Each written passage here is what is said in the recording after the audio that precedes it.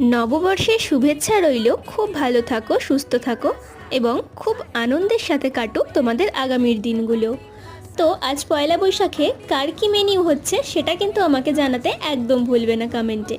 আজ আমি কী দিয়ে আমার লাঞ্চ কমপ্লিট করেছিলাম সেটাই তোমাদের সাথে শেয়ার করি চলো।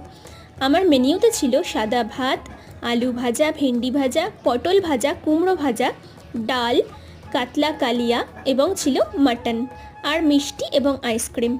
আমার মায়ের হাতের প্রত্যেকটি রান্নাই অতুলনীয় এবং অসম্ভব সুন্দর খেতে হয়। কাতলা কালিয়া এরকম আমি কোনোদিনই কারোর হাতে খাইনি। এত টেস্টি কাতলা কালিয়া একমাত্র আমার মার কাছেই আমি ভালো খাই। আর মাটনটা ছিল আমার ছোটো কাকিমার হাতের, সেটিও ছিল অসম্ভব সুন্দর খেতে। আমার কাকিমা কিন্তু খুব ভালো মাটনটা রান্না করে। তো তোমাদের আজকে কার কী রান্না হয়েছে আমাকে জানাবে। আর সবাই সুস্থ থেকো, ভালো থেকো এবং সাবধানে।